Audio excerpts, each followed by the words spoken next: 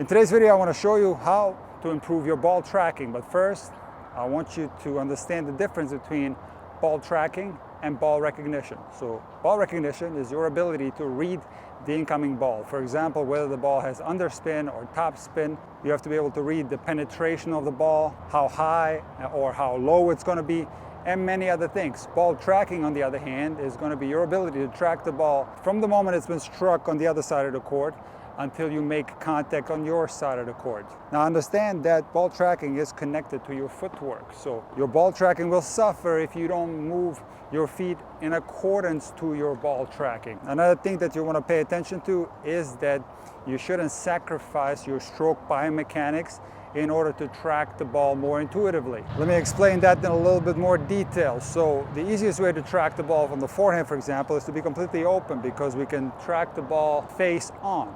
Now, of course, on the forehand, you want to make sure that you load properly and that you turn your upper body. And now, ball tracking becomes more counterintuitive because we have to turn our head over our non-dominant shoulder. The same is true for your backhand. Do not open yourself up in order to track the ball better. Don't sacrifice your stroke biomechanics and load the stroke properly with a full turn.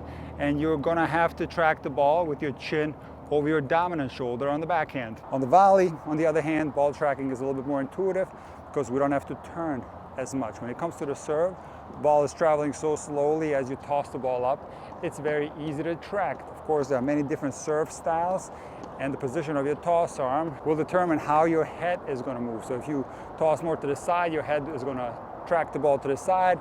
If you toss more forward, your head is going to track the ball more forward. Let me show you how to track the ball. We have some wind today, so there might be some discrepancies in the ball machine. But from the moment I see the ball, I got my eyes fixated on the ball, and at the same time my feet are moving in accordance to the incoming ball.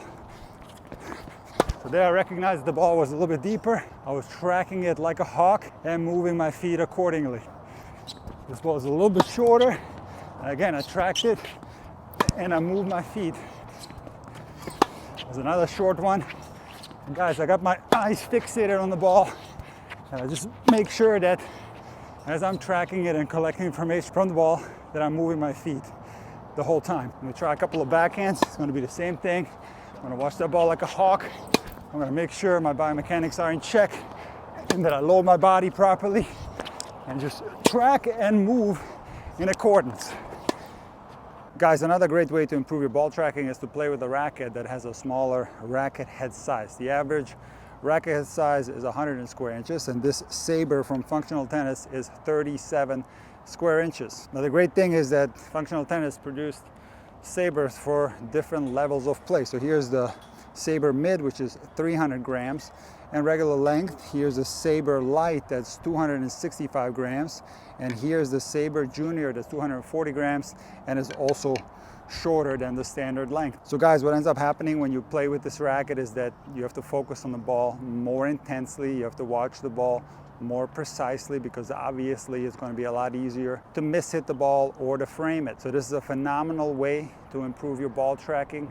This is something that you could do in your warm-up for 5 to 10 minutes and then take your regular racket and play your practice or your match, and you're going to feel an improvement in your ball tracking capabilities. If you're interested in getting a Functional Tennis Saber, please click the link in the pinned comment or in my description.